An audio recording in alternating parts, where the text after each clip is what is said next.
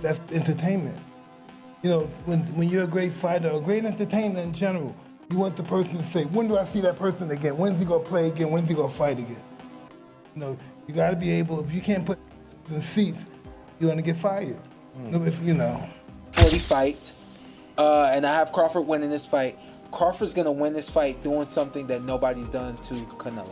Okay. That's all I'm gonna say. And it didn't take me going to camp to know this. Okay. Weight gain. So Israel Madrimov says that if Terence Crawford bulks up, that's going to be the biggest mistake he can possibly make. And that's going to hinder him from being victorious against Saul Canelo Alvarez. After working with Terence Crawford, Mike Tyson expresses opinions, emphasizing the value of maintaining composure prior to such a significant bout against Canelo. He clarified that although a fighter must constantly contend with tremendous strain on this type of platform, the true conflict is psychological. Tyson asserts that Terry can play at his peak and make victory appear a lot simpler if he can maintain mental control and prevent himself from becoming overwhelmed. You know, fighters, pressure, right? Pressure's not being hit. You know, everybody think pressure's like getting on, staying on. Pressure's the thought of being hit. And that's how they fall. The thought is going, I'm not hitting that hard, but they think I am. Right. So It's all psychological. Are you, when you're walking to the ring, are you noticing anything, or are you so locked in? I see everything moving. Every person, every girl. I see every... Dude, your walk-ins would last longer than the fights sometimes. Do anyone have a napkin on my towels? Because I'm sweating like a pit with one hole up here. You sweat. We will get you one. You sweat. Thank you. Yeah. You're sweating like Charles Barkley at a spelling bee. Yeah, I'm gonna be sweating pretty hard there too. Exactly. So, Mike, we all know you hit hard. Who was the first person that when they hit you, you was like, oh, okay, this guy. Even veteran boxer Mir Khan, who has sparred with Canelo Alvarez in the past, recognizes the enormity of a possible matchup between Terence Crawford and Canelo. Khan acknowledges that Crawford has genuine striking power, but he thinks Canelo is a fantastic fighter with unrivaled experience. Khan believes Crawford is a more formidable fighter now that he has put on weight and adjusted to the division. He contends that neither Canelo nor Crawford are winning since they both deliver amazing skill sets. Khan sees the conflict as more than just another battle. It is a union of two exceptional talents, each of whom has the power to change the course of events with a single action. Although he respects Canelo's shown superiority at heavier weights, he warns that it is difficult to forecast this fight because of Crawford's flexibility and ability to rise to new challenges.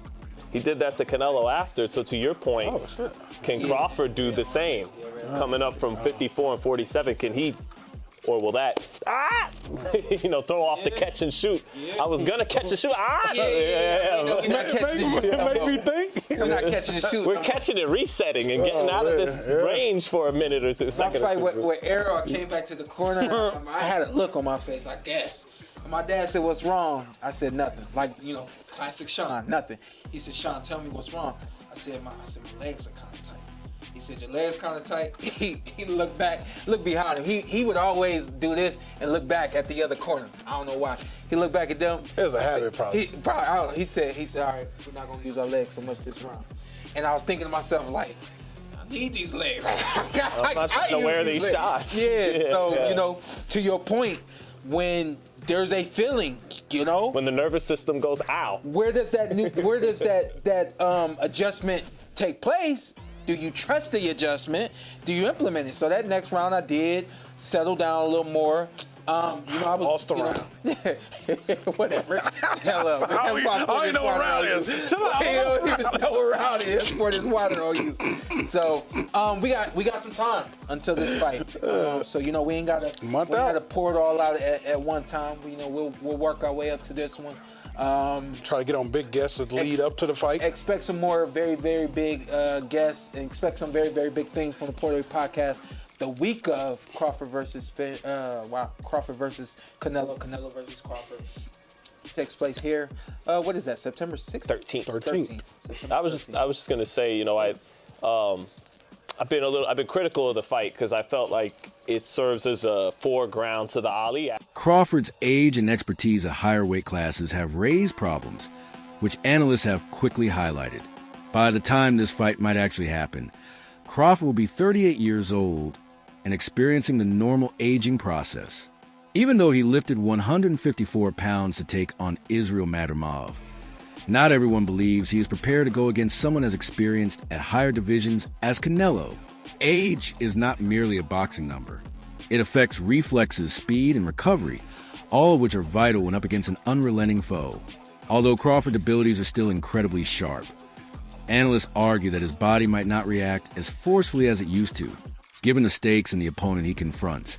They portray this bout as the most difficult test of his career, not just technically, but also mentally and physically, achieving success.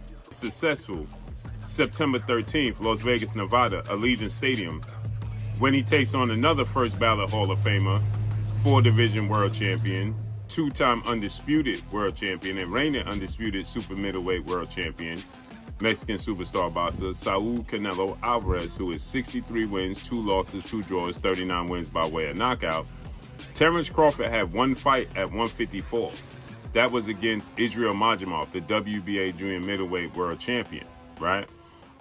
And since then, Terence Crawford has moved up now to 168 to challenge Canelo Alvarez, okay? And so prior to that, he spent 5 years at what? Welterweight. So the concern that people have for Terence Crawford, rightfully so, is that Terence Crawford will be 38 years of age 2 weeks after the fight. So he's 37, okay? Terence Crawford has one fight at 154. Prior to that, Terence Crawford has been competing, okay, since 2018 for the last 7 years at 147. Since June of 2018, he's been fighting at 147. His only fight outside of that division in the last 5 to 6 years was his fight against Israel Madrimov at 154, which he won, unanimous decision. I thought he handily won, but people thought that he struggled. Israel Madrimov is now 10 wins, 2 losses, 1 draw, 7 wins by way of knockout because he lost his last fight to Mexican superstar, WBC junior middleweight interim champion Virgil Ortiz Jr. Crawford has always stressed the importance of preparation, as has his training staff. They observe that their main goal is to steer clear of the errors committed by General Charlo, who was soundly defeated by Canelo. Crawford maintains that his style, discipline, and ring IQ distinguish him from Charlo, and that he is not Charlo. His group has been creating tactics that emphasize movement, accuracy, and astute timing. The strategy demonstrates their understanding that Canelo cannot be defeated by sheer strength. Rather, they use defense to irritate him and take advantage of counterattacks. Intense conditioning and sparring sessions that replicate Canelo's strength and pressure have been a part of the training camp. Crawford just revealed that they're currently working on making sure that the Omaha native doesn't end up like Jermell Charlo this coming September 13th when he faces Canelo Alvarez. Now this report comes from Boxing Scene, wherein it was just revealed by somebody from Crawford's camp that Terence Crawford is, quote, wary of repeating the mistake that former 154-pound champion Jermell Charlo made to a new weight limit without consideration of other factors. Boxing Scene further elaborated by saying that Crawford wants to retain his ability to fight with fluidity, maximizing the effectiveness of his power punches from both hands and ability to fight from a southpaw stance. With that said, Crawford's camp is now on full lockdown from the media or any sort of distraction up until fight week. Now, it's definitely worth considering that while it's as boxers advance through the ranks, their speed and agility may be jeopardized, according to analysts who have highlighted the inherent risks of weight gain. As Terence Crawford moves into heavier territory, images of him appearing noticeably bigger have gone viral online, raising suspicions. Analysts warn, meanwhile, that camera angles and lighting can make photos deceptive. However, the fundamental problem still exists. Will Crawford maintain the speed that has been his defining characteristic at his advanced age and with the added weight? Although muscle increases strength, it can also reduce flexibility and endurance. The man is simply human. I mean, the more you age and the more weight you gain, of course you're going to be slower. Now, that doesn't mean that he won't be an elite fighter anymore. No, of course not. When you talk about special fighters like Terence Crawford and Canelo Alvarez, they can handle themselves against anyone on any given night in the worst circumstances possible. That is a fact, ladies and gentlemen. So let's get back into the discussion when it comes to Terence Crawford carrying the 168 division, when it comes to the 168 pound weight. So if you actually think about it, Terence Crawford, how is the man looking right now?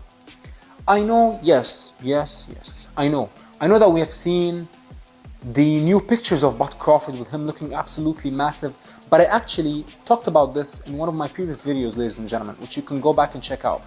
Terence Crawford, don't let these pictures fool you, ladies and gentlemen. Don't let these pictures fool you. Yes, of course Terence Crawford gained weight, but the pictures make it seem like Terence Crawford looks like a heavyweight. Let me tell you this, ladies and gentlemen, the lighting and the pump and the angle, everything plays a part in how you look in pictures. You know what I mean? Like, this is a fact, ladies and gentlemen. I can show you 2 pictures of me taken within 24 hours, and in one picture, my physique looks completely different than the other picture. One picture I can take after having a unbelievable workout, with a nice sweat on, with a nice pump, with some nice lighting, and a nice angle. I would look completely different than when I look right now, or getting out of bed, which I just did. One of boxing's most renowned trainers, Abel Sanchez, has rejected the notion that Crawford has a genuine chance of defeating Canelo. Sanchez claimed that Crawford is just too little to take on Alvarez, characterizing the fight as more of a sparring session than a real fight.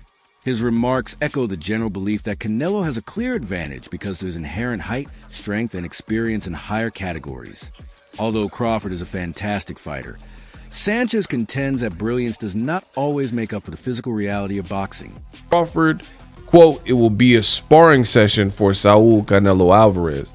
Coach Abel Sanchez dismissed Crawford's chance against Canelo, and it's really because of the weight gain. Renowned Mexican trainer Abel Sanchez has reignited the hype surrounding Canelo Crawford, scheduled September 13th, Las Vegas. Speaking to the ring, Gennady Golovkin, trainer, says, quote, "Crawford is a great fighter, but that's why weight divisions exist. Canelo has proven that when he moves up, he faces and beats the best in each category. Neither Bivol could hurt him, nor could my fighter in 2 fights." And he's talking about Golovkin. And even though Canelo and Golovkin fought 3 times, Abel did not train him for the 3rd fight. It was Jonathan Banks. So that's why he said in the 2 fights that he's familiar with, he's saying that Golovkin never really hurt Canelo. The weight jump, the big disadvantage. Crawford, undefeated record. He's 41-0, 31 knockouts. Agreed to move up to 168, blah, blah, blah. And he says, quote, "If Crawford had taken 3 or 4 years to gain strength and mass properly, he would have a better chance.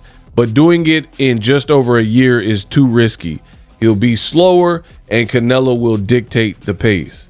Now, this is a recent picture of Crawford, who definitely looks in shape. And, you know, that's what we come to expect from a guy like Crawford. Chris Algieri criticizes the amount of hoopla surrounding this clash, offering an alternative viewpoint. Algieri disputes the claims made by boxing fans and promoters that it was one of the greatest bouts in boxing history. He contends that while the battle is thrilling, it is not the greatest ever. He claims that the match is insignificant in comparison to other bouts with evenly matched opponents at the height of their powers. Given that Crawford is facing an established champion at a higher division, Algieri cautions that the public might be exaggerating the fight's drama. I love it because I have a lot of casuals who go to me and like, "Man, I can't wait for this fight. This is the best matchup that can be made." And I'm like, no, it's not. It's certainly not. Definitely not. Definitely not the best fight that can be made right now. I can think of a dozen fights that I would rather see. And a lot of them include Inoue against a bunch of different guys that I would rather see over this fight. But casual fans don't care that much about 122-pound guys who fight across the world in Japan. They care about big names and characters. But at the end of the day, when you look at this on paper, Crawford's 38. Canelo's 35. Neither looked very impressive in their last fight. They're still 3 weight classes apart. That has not changed, because, you know, and Crawford hasn't fought in a year plus. And yeah, I mean, there's a lot of poo-pooing of this on paper.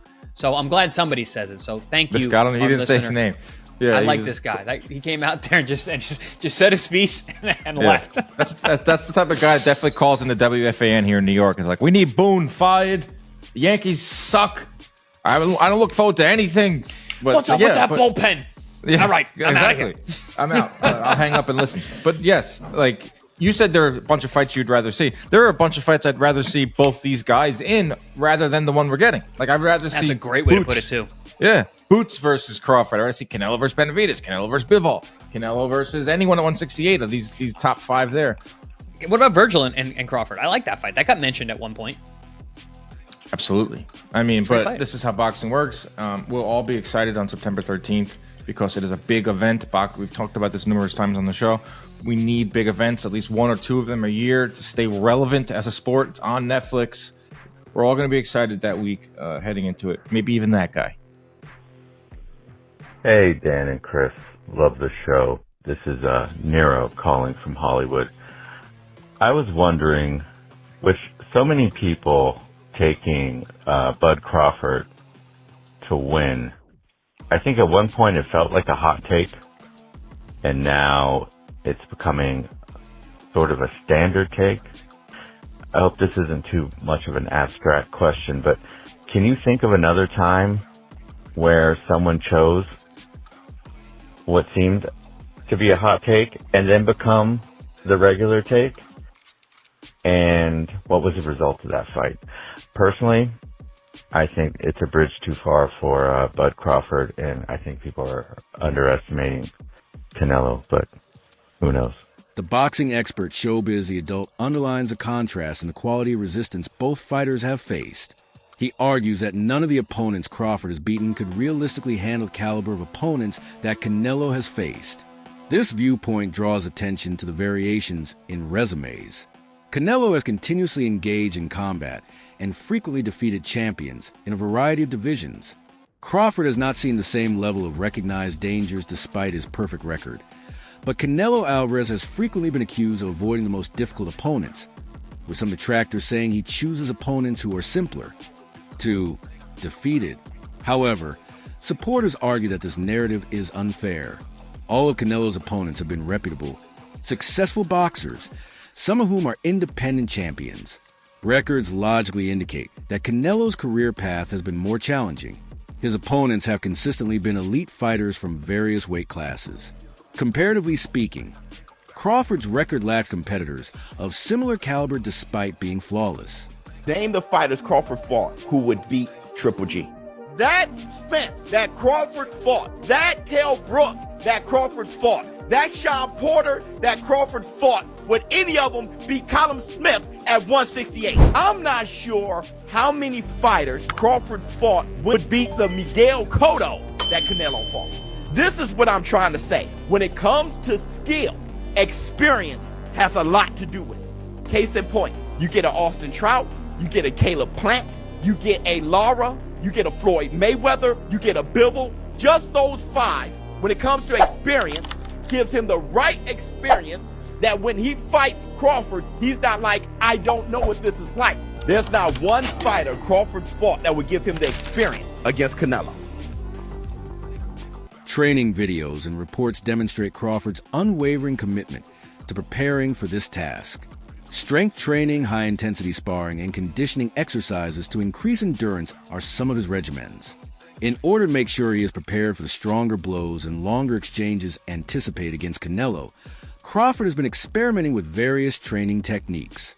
His program emphasizes discipline and poise, so he places equal emphasis on mental toughness and physical training. This straightforward fact forms the basis of the argument. Crawford has to cope with Canelo's unrelenting approach. Although Crawford has excellent movement and defense, Canelo has made a living by waiting for opportunities. In opposition to Errol Spence, Crawford was in control, but Spence lacked Alvarez's stature, strength, and strategic patience. And and that usually breaks him down. So with some fighters, I see is that they think that Canelo is easy work because of the fact that he's flat-footed and he just kind of like, he does basic, I would say. He has basic skills, but he's really good at those basic fundamental skills. He does everything almost like perfect. But yeah, he's flat-footed, but you got to realize that he also has hell of a head movement and body movement. He understands, and he's perfected that rolling with the punch thing. He's been rolling with punches like just to take off the steam. That's it for today's video. Stay tuned. Until next,